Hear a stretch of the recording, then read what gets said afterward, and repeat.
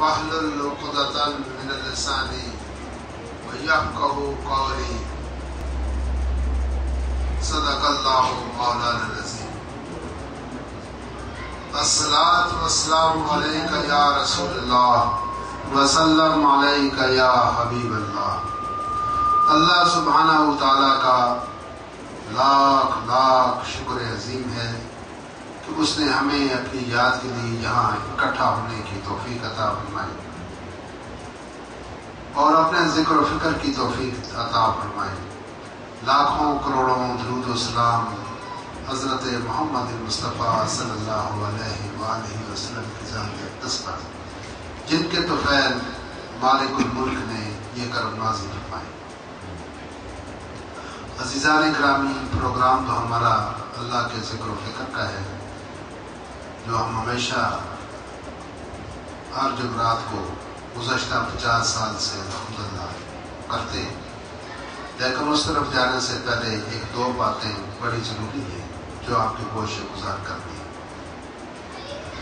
اللہ سبحانہ و تعالیٰ کا قرآن حکیم میں ارشاد ہے، اعوذ باللہ من الشیطان الرجیم، بسم اللہ الرحمن الرحیم، الا بذکر اللہ تطمئن القلوب. صدق اللہ العظیم. خبردار،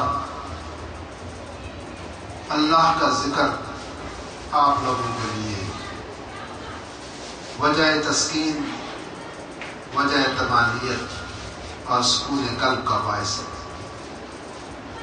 اگر انسان کے دل کو کوئی چیز سکون فراہم کرتی ہے تو صرف اور صرف اللہ کا ذکر ہے. اب اس کے لیے بھی کچھ ٹرمز اینڈ کنڈیشنز ہوتی ہیں ہر معاملے کے لیے. اس کا ایک طریقہ کار وضع کیا جاتا ہے کہ یہ کام کیسے کرنا ہے. جہاں تک ذکر کا تعلق ہے، ذکر کہتے ہیں یاد کو، یاد کو، اللہ کی یاد کو ذکر کہتے ہیں. اور اس دنیا میں جب تک ہیں تو ہم ذکر کرتے رہیں گے، یاد کرتے رہیں گے. جب اس دنیا سے جائیں گے تو آگے جا کے مثال ہو جائے گی. جس کو آدمی یاد کرتا ہے تو ایک نہ ایک دن اس کے ساتھ ملاقات بھی ہو جاتی ہے، مثال بھی ہو جاتی ہے. جن لوگوں کے ساتھ آپ تعلق رکھتے ہیں، ان کو خطوط لکھتے رہتے ہیں، یہ موبائل پہ ان کو فون کرتے رہتے ہیں، رابطہ تعلق رکھتے ہیں، یاد کرتے رہتے ہیں، تو ایک دن آپ کے دل میں تڑپ اٹھتی ہے، کاش کہ میں اس کو دیکھوں، میں اس سے ملاقات بھی کروں. تو ملاقات کا ایک جذبہ انسان کے اندر ایک بیتابی اور بے چینی پیدا ہوتی ہے. تو یہاں پر یاد ہے، وہاں پر ملاقات ہے. آج دن کو بھی میں ایک بندے سے بات کر رہا تھا کہ ہم جو لوگ ایمان لائے ہیں، ہم ایمان بالغیب لائے ہیں. یؤمنون بالغیب، وہ لوگ جو ایمان لائے ساتھ غیب کے. غیب وہ چیز ہوتی ہے جو انسان کو نظر نہ آئے.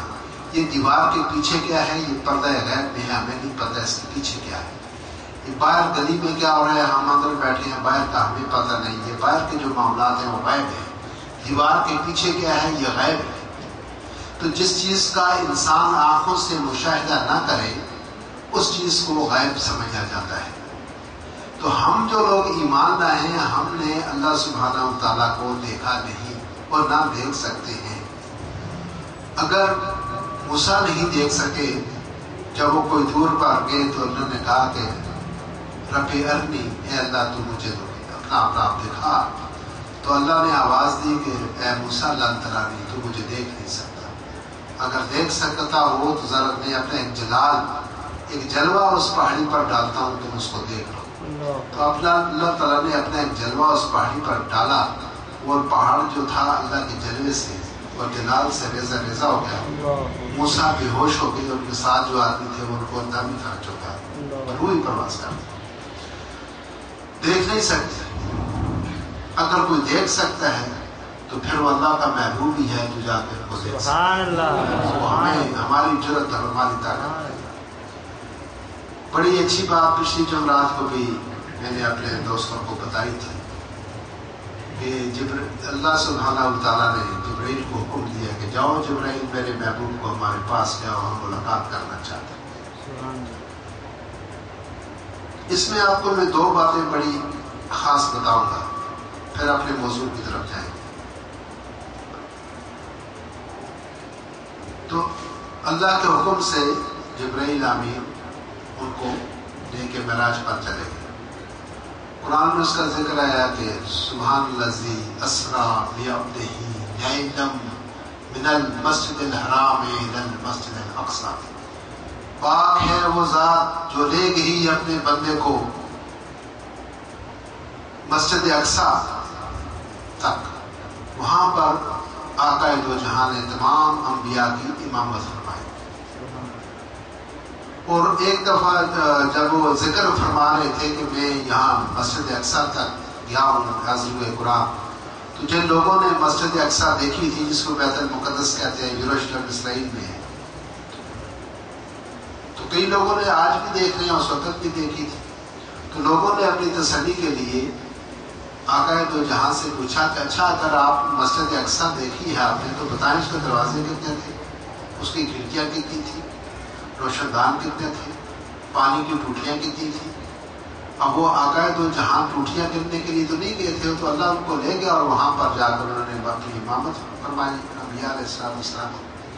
اب حضور تھوڑے سے پریشان ہوئے، تو اللہ سبحانہ تعالیٰ نے کہا کہ میرے محبوب تم کیوں پریشان ہوتا، یہ لو یہ مسجد تمہارے سامنے رکھ دی ہے، اب ان کو دیکھ کر بتا۔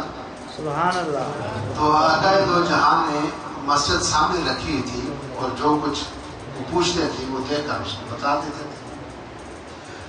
تو یہ تو ان کے لیے یہ تو کچھ کام ہی نہیں ہے، یہ کوئی بات نہیں ہے۔ ایک بڑی دلچسپ آپ کو بات اسی حوالے سے بتا دوں، دو باتیں کہ سلیمان علیہ السلام تشریف فرما ہے، حدود کا واقعہ سب کو پتہ ہے، میں اختصار سے بیان کرتا ہوں۔ تو انہوں نے کہا کہ ہے کوئی جو ملکہ بلقیس کا تخت یہاں لے آئے؟ یہ میں قرآن کی ترجمہ بیان کر رہا ہوں۔ ایک عفریت جن اٹھا، اس نے کہا کہ میں آپ کی یہ محفل برخاست ہونے سے قبل لے آؤں گا۔ اب وہ جو سیشن تھا، جو اجلاس تھا، وہ 4 گھنٹے کا تھا، 8 گھنٹے کا تھا، تو انہوں نے کہا کہ یہ سیشن آپ کی یہ عدالت برخاست ہونے سے پہلے میں لے آؤں گا۔ ایک جن عفریت نے کہا، آپ نے فرمایا نہیں اس سے پہلے چاہیے۔ ایک شخص، یہ قرآن کے الفاظ ہیں، ایک شخص اٹھا جس کے پاس کتاب کا علم تھا، اس نے کہا کہ میں پلک جھپکتے اس کو لے آؤں گا، سو وہ لے آئے۔ سبحان اللہ۔ ایسے لوگ ہیں اس کائنات کے اندر، حضر ایک دن کا حوالہ قرآن کے اندر موجود ہے، جو اللہ کے امر سے کام کرتے ہیں، اللہ کے حکم سے کام کرتے ہیں، وہ پیغمبروں کے زمانے بھی موجود رہتے ہیں۔ سلیمان علیہ السلام کا ایک اپنا مقام ہے کہ وہ ہواؤں پر بھی حکومت کرتے ہیں، وہ جنات پر بھی حکومت کرتے ہیں، وہ یہ حیوانات کی اور پرندوں کی بولیاں تک جانتے ہیں، وہ چھوٹی چیز کی زبان کو بھی سمجھتے ہیں۔ سورہ نمل میں واقعہ آتا ہے کہ آپ جا رہے ہیں، فوج آپ کے ساتھ ہے اور چیونٹیاں راستے میں اپنا سڑک عبور کر رہی ہیں، اور جو چیونٹیوں کے سردار تھی، یہ سورہ نمل ہے، نمل کہتے ہیں چیونٹیوں کا، یہ پورا قرآن کے اندر جو صورت ہے وہ ہے ہی اس چیونٹی کے نام سے منسوب ہے۔ اب یہ کیوں ہے؟ یہ اس لیے ہے کہ اللہ سبحانہ و تعالیٰ کی ساری ہی مخلوق ہے، وہ جتنا آپ سے اللہ کو پیار ہے اتنا ہی اس چیونٹی سے بھی پیار ہے۔ جتنا آپ کے لیے نظام انتظام کیا گیا ہے، کھانے کا، پینے کا، آکسیجن کا، میڈیسن کا، رہائش کا، مکان کا، دریا پہاڑ سب آپ کے لیے بنائے گئے، یہ آپ کی ضرورت کے مطابق ہے۔ جو چیونٹی کی ضرورت ہے اس کے مطابق اس کو آسائش زندگی اس کو پرووائڈ کی گئی ہے۔ جو مچھلی کی زندگی ہے دریا کے اندر اس کے مطابق ہر چیز فراہم کی گئی ہے۔ جنگل میں شیر ہے اس کے مطابق اس کی زندگی کے مطابق، اس کی فطرت کے مطابق جیسا اللہ نے اس کو بنایا ایسا ہی اس کو سامان عزیز اس کو مہیا کر دیا۔ اب ذرا پڑھے لکھے لوگ ہیں، ایک بکرے کا گوشت آپ لوگ استعمال کرتے ہیں تقریباً 600 روپے کلو قریب ہے نا تقریباً۔ اب جنگل میں شیر ہے، وہ گوشت کھاتا ہے، اور اس کے لیے اللہ سبحانہ و تعالیٰ نے تازہ گوشت ہرن کا، بکرے کا بھی نہیں بلکہ ہرن کا جو سب سے قیمتی گوشت ہے، اگر وہ پہلے تو ہمیں نصیب ہی نہیں ہوتا، اگر مل بھی جائے کہیں سے تو وہ تو ہنٹنگ بیف ہوگا، وہ شکار کا گوشت ہوگا، وہ کہیں گے 2000 روپے کلو ہے۔ شیر 20 کلو گوشت کھاتا ہے، شیر کی خوراک 20 kg گوشت ہے، وہ کھاتا ہے تو اس کا پیٹ بھرتا ہے 20 kg۔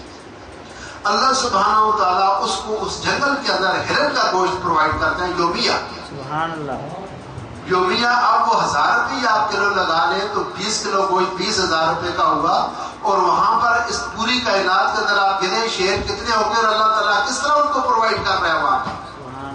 اور جو وہ ہرن ہے وہ گھاس کھاتا ہے، اللہ تعالیٰ نے انتہائی خوبصورت اور صاف و شفاف گھاس کو اس کے لیے فراہم کیا، اور ہر روز آسمان سے شبنم برستی ہے جو اس گھاس کو دھوتی ہے، نیٹ اور کلین کر کے اس ہرن کے لیے پیش کرتی ہے۔ سبحان اللہ۔ تو جو بھی اللہ سبحانہ و تعالیٰ نے مخلوق بنائی ہے، اس کی جو ضروریات زندگی ہے اللہ نے اس کو فراہم کر دی ہے، اس کو رب کہتے ہیں۔ الحمدللہ ہے، جب ہم قرآن کھولتے ہیں تو اس میں سب سے پہلے جو پڑھتے ہیں وہ یہی پڑھتے ہیں الحمدللہ، تمام تعریفیں واسطے اللہ تعالیٰ کے، کیونکہ یہ تعریف اسی کی ہے، وہی کر سکتے ہیں، اور کسی طاقت کی یہ بس میں نہیں ہے کہ وہ وہاں شیر کو یہ پرووائڈ کرے، ہرن کو یہ دے، بندروں کو پھل فروٹ کے لیے لگائے درختوں کے اوپر۔ وہ میں دیکھتا رہتا نا، نیشنل جیوگرافی دیکھتا ہوں میں رات کو، وہ بندر دیکھتے ہیں ازواروں کے ساتھ سے ہیں، جب وہ شہر میں جاتے ہیں ان کو وہ ہنومان، ان کو کچھ وہ ہندو لوگ پوچھتے ہیں، ان کی عبادت کرتے ہیں، ان کو بڑا مقدس سمجھتے ہیں۔ وہ جب شہر میں بندروں گئے تو انہوں نے باقاعدہ اس ہندوستان والوں نے ایک گاڑیاں بنائی ہیں، ایک فورس بنائی ہے جو بندروں کو پکڑ کے اور جانوروں کو جنگلوں میں چھوڑ کے آئے، کیونکہ یہاں پر ریڈیو والوں سے وہ پھل اٹھا لیتے ہیں، چیزیں چھین لیتے ہیں، اور وہ گاڑیوں میں سے نکال لیتے ہیں، ہاتھوں میں سے شاپر لے کے بھاگ جاتے ہیں، تو اس سے وہ انڈیا کے جو عوام ہے وہ تنگ ہے، پریشان ہے۔ تو انہوں نے ایک فورس بنائی ہے کہ تم بندروں کو پکڑو اور جا کے جنگل میں چھوڑو۔ اب وہ انسان ان کو وہ پرووائڈ نہیں کر سکتا، باوجود کہ ان کا بھگوان ہے، باوجود کہ ان کے وہ ہنومان ہیں، ان کی وہ پوجا کرتے ہیں، ان کے وہ خدا سامنے نعوذ باللہ، تو جس کی وہ عبادت کرتے ہیں اس کو وہ ایک سیب نہیں دے سکتے، کیلا نہیں دے پرووائڈ کر سکتے، تو اللہ ہی ہے نا جو ان کو لاکھوں کروڑوں کے ساتھ، اور کئی ان کی اقسام ہیں، کہیں کالے ہیں، کہیں بھورے ہیں، کہیں سفید ہیں، کہیں کیسے ہیں، کہیں کیسے ہیں، کہ طرح طرح کے ہیں، اور اللہ سبحانہ و تعالیٰ ان کو درختوں کے اوپر ان کے لیے پھل لگاتا ہے، فروٹ لگاتا ہے، وہ جو کھاتے ہیں وہ بلکہ کھیلتے بھی ہیں اس فروٹ سے، توڑ توڑ کے ایک دوسرے کو مارتے ہیں۔ یہ اللہ کی شان ہے، اسی لیے اس نے کہا کہ تعریف ہے ساری اللہ کے لیے۔ رب العالمین جو ربوبیت کرتا ہے، جو پالتا ہے تمام جہانوں۔ تو میں آج یہ کر رہا تھا کہ بڑی میں ایک خاص بات آپ کو بتا رہا تھا کہ جو انبیاء علیہ السلام کے زمانے میں بھی اللہ کے بندے موجود ہوتے ہیں۔ اس کا تفاسیر میں عاصم بن برقیہ کہتے ہیں کہ اس کا نام عاصم بن برقیہ تھا، جو یہ تخت بلقیس لے کے آیا تھا۔ ایک اور جگہ قرآن حکیم میں اسی طرح سے ارشاد ہوتا ہے، اس کو یہ موسیٰ علیہ السلام کو یہ خیال آیا کہ مجھ سے زیادہ کوئی جلیل القدر انسان اس کائنات میں نہیں ہے، تو اللہ نے کہا نہیں موسیٰ، میں نے تجھ سے بھی بڑھ کر رکھے ہوئے ہیں، دیکھنا چاہو تو کل اپنے غلام کو لے کر فلاں جگہ پر چلے جانا۔ میں لمبی تفصیل میں نہیں جاتا، آپ سب تقریباً جانتے ہیں۔ تو جس اس مقام پر گئے تو وہ شخص ان کا ہم سفر ہوا، اور اس نے کہا بھی کہ موسیٰ آپ میرے ساتھ سفر میں نہیں رہ سکتے، میں کچھ ایسے کام کروں گا جو آپ کے مزاج کے اور آپ کی سمجھ سے بہتر ہوں۔ انہوں نے کہا نہیں، میں آپ کے ساتھ رہوں گا، اور میں کوئی تنقید، کوئی آبجیکشن، کوئی بات چیت، کوئی سوال جواب نہیں کروں گا۔ تو چل پڑے ساتھ۔ جس کشتی میں وہ سوار ہوئے، یہ میں قرآن کا ترجمہ بیان کر رہا ہوں، جس کشتی میں سوار ہوئے اس کشتی میں انہوں نے سوراخ کر دیا۔ انہوں نے کہا یہ کیا کیا تم نے؟ کشتی میں سوراخ کر دیا، اس میں پانی بھر جائے گا، ڈوب جائے گی. یہ وہ آگے کے ایک بچہ بڑا خوبصورت کھیل رہا تھا، اس کو پکڑ کر انہوں نے ذبح کر دیا. تیسری جگہ گئے تو ایک وہ دیوار گرنے والی تھی، اس کو انہوں نے گرا کر ڈیمالش کر کے 9 تعمیر کر دیا. تو جو وجوہات بعد میں انہوں نے بتائی کہ میں نے کشتی میں ہول سوراخ کیوں کیا، بچے کو کیوں قتل کیا، اور یہ دیوار میں نے سیدھی کیوں کی گرا کے پھر دوبارہ اس پر سر تعمیر کیوں کیا، ان سب وجوہات کو بتائیں. لیکن ان کے زمانے میں بھی ایک شخص موجود تھا جو اللہ کے ایسے بندے جو اس کائنات کا نظام چلا رہے ہیں، ان کا ڈائریکٹ تعلق اپنے رب کے ساتھ ہے. اس کو کہتے ہیں علم لدنی. ان کو ڈائریکٹ اللہ سبحانہ و تعالیٰ کی طرف سے ان کو پیغامات ملتی ہیں، ہدایات ملتی ہیں، انسٹرکشنز ملتی ہیں، اس کے مطابق نظام کائنات کو چلا رہے ہیں. وہ شخص سلیمان کے زمانے میں موجود تھا اور ایک شخص موسیٰ کے زمانے میں موجود تھا، اور آج بھی موجود ہیں. شاید ہم کو ڈھونڈے نہیں سکتے. شاید اس محفل میں بھی ایک ایسا آدمی بیٹھا ہو جس کو ہم پہچانتے ہی نہیں ہیں، وہ اپنا کام کرتا رہتا ہے، اللہ کی طرف سے ڈیوٹی آتی. تو جب وہ آصف بن برقیہ وہ تخت بلقیس کو پلک جھپکے میں لا سکتا ہے، تو کیا آقا دو جہاں کے لیے بیت المقدس کیوں نہیں سامنے آ سکتا؟ ایک بات میں بتانا یہ چاہ رہا ہے. اب سرکار دو عالم جب معراج پر تشریف لے گئے تو جبرائیل امین آپ کی راہبری کرتے تھے، رہنمائی کرتے تھے، سیر کراتے تھے. اور جا کے ایک بڑی خاص بات ہے کہ وہ کہتے اپنے طرف سے نہیں کہتے تھے، کسی بھی بند دروازے پر یا کسی بھی مقام پر جاتے تھے کہتے تھے کہ کھل گیا ہے دروازے، کہ تجھے آتا ہے دو جہان دیکھنے کے لیے ہے، تمہاری سیر کے لیے ہے، تو دروازے کھل جایا کرتے تھے. تو ایک مقام پر جب وہ پہنچے تو جبرائیل امین نے کہا بس یا رسول اللہ، اس سے آگے میں نہیں جا سکتا، اگر میں ایک بال برابر بھی آگے ہوں گا تو میرے پر جل جائیں گے.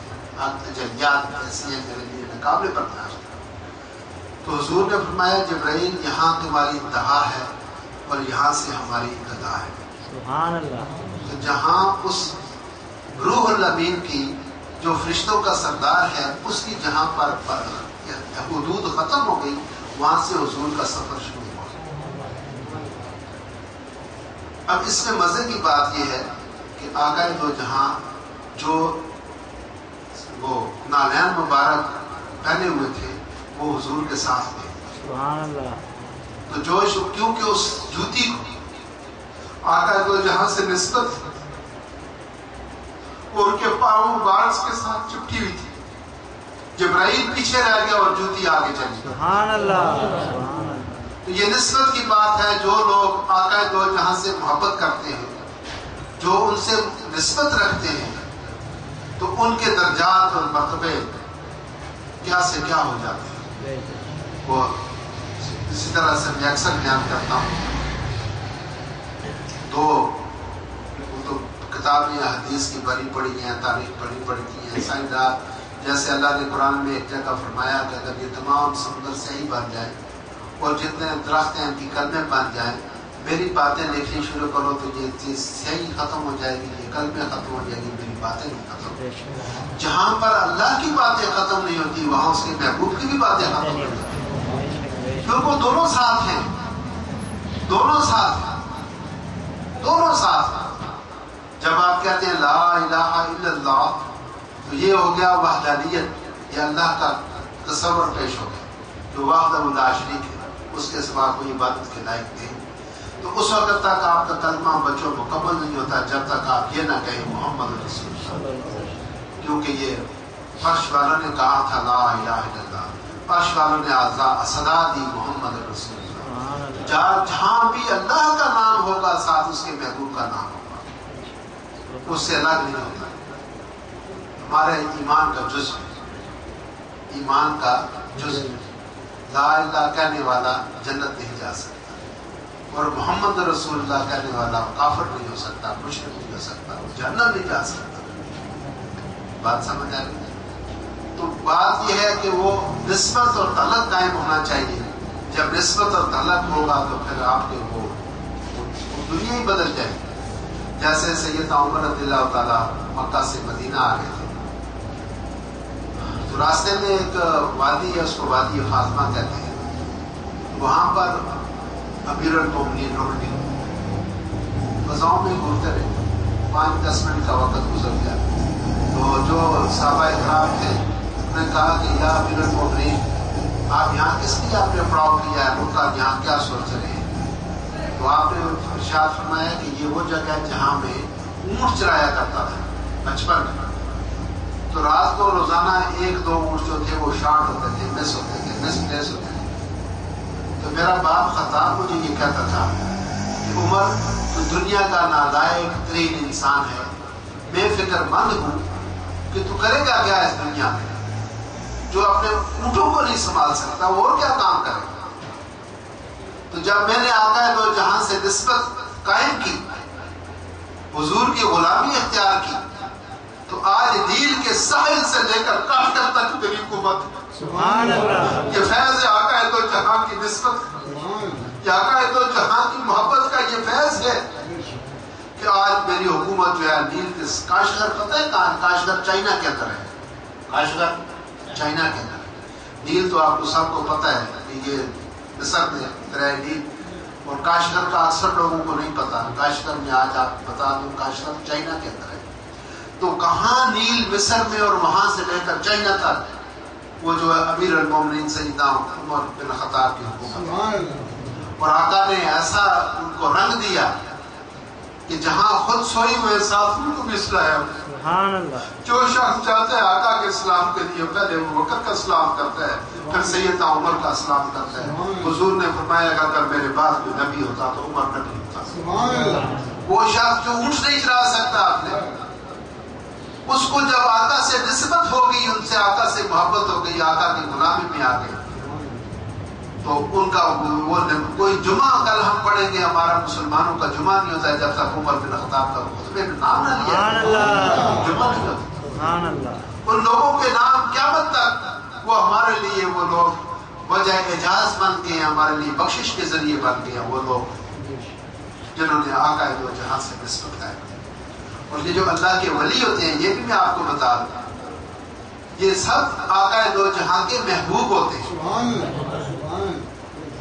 حضور اللہ کے محبوب، وہ داتا علی اجمیری، خواجہ معین الدین چشتی، افضل قادر جیلانی، باوفرید گنج شکر، یہ حضور کے محبوب ہیں، سبحان اللہ، یہ محبوبوں کے محبوب ہیں۔ اور میں جو اصل میرا موضوع تھا، میں اس طرف جا رہا تھا، اللہ بذکر اللہ تطمئن القلوب، اللہ کا جو ذکر ہے یہ باعث اطمینان ہے۔ اس وقت یہ باعث اطمینان ہے، یہ بات ذرا غور سے سننا، جس وقت ہم نماز پڑھتے ہیں تو 2 رکعتیں پڑھ کے پھر ہاتھ اٹھا دیتے ہیں کہ اللہ تو مجھے بیٹا بھی دے، مجھے سعودی عرب کا ٹکٹ بھی دے، مجھے فلاں بھی دے، فلاں بھی دے، اس میں وہ چیز خلوص نہیں رہتا۔ جس وقت آپ اللہ کا ذکر کریں تو اللہ کی اس شان ربوبیت، اس کی عظمت کے لیے، اس کی عظمت کو پیش، اس کی عظمت کو سلام کریں، اس کی عظمت کو سجدہ کریں، اپنی کسی دنیاوی غرض و غائب کے لیے نہیں، بلکہ اس کو یہ تسلیم کرتے ہوئے کہ اللہ اکبر، اللہ بہت بڑا ہے، بڑا عظیم ہے، واسع کرسی السماوات والارض، اس کی جو کرسی ہے وہ پورے زمینوں و آسمانوں کا احاطہ کیے ہوئے ہے۔ اللہ ہر اس کی جتنی بھی 99 صفات ہیں، ان صفاتوں کو پیش نظر رکھتے ہوئے اللہ سبحانہ وتعالیٰ کا جب ذکر کریں گے تو وہ ذکر باعث قلب ہوگا۔ یہ ذکر جو ہم کرتے ہیں یہ باعث سکون نہیں ہے، اس میں اخلاص نہیں ہے، وہ عبادت اللہ کے ہاں مقبول ہوتی ہے، وہ انسان کو مستفید کرتی ہے جو خلوص کے ساتھ کی جائے۔ جب اللہ کا ذکر آپ خلوص کے ساتھ کریں گے، اس کی وحدانیت کو، اس کی ربوبیت کو اور اس کی جو صفات ہیں ان کو پیش نظر رکھ کر ذکر کریں گے تو ذکر آپ کے من کو سکون پہنچائے گا۔ اور دوسری بات کہ یہ جو سکون ہوتا ہے یہ بھی اللہ کے فضل و کرم سے ہوتا ہے، جس کو چاہے اور سکون کا دے۔ اور اس کے علاوہ بھی سکون کے کئی راستے ہیں، اگر آپ اپنی خواہشات کو کم کر دیں تو سکون قلب ہے، خواہشات کو کم کر دیں، سکون قلب۔ اور جس محنت سے اور مشقت سے آپ نے پیسہ کمایا ہے اگر اس کو اللہ کی راہ میں صرف کر دیا تو یہ بھی باعث سکون ہے. تجربہ کر لینا, کبھی کسی بھوکے کو کھانا کھلا کے, کسی یتیم مسکین کی امداد کر کے, اس کے بعد آپ کو خود محسوس ہو جائے گا کہ آپ کے دل کو سکون ملا ہے. اگر گاڑی چلتے ہوئے آپ کسی اشارے پر رکیں, کوئی فقیر مانگنے والا ہے, آپ اس کو 5 روپے کا سکہ نوٹ اٹھا کے دے دیں, اس کے بعد آپ خود محسوس ہو جائے گا کہ مجھے کتنا سکون ملتا ہے. بات سمجھ آ رہی؟ کسی کو معاف کر دیں, عفو درگزر کر دیں. اور ہم لوگ کیا کرتے ہیں, ہم لوگوں کی دل آزاریاں کرتے ہیں, ایسی حرکات کرتے ہیں, ایسے فعل کرتے ہیں جس سے دوسرے کے لوگوں کو تکلیف پہنچتے ہیں. اور سب سے بڑا آسان نسخہ بچوں آج میں آپ کو بتا دوں, سکون قلب آسان نسخہ, سب سے آسان ترین نسخہ. آپ دوسروں کے قلب کو سکون پہنچائیں, آپ کو سکون قلب ہو جائے گا. سبحان اللہ. وہ انگریزی میں کا بھی ایک لفظ ہے, word you sow you shall reap, جو آپ بوئیں گے وہ کاٹے گا.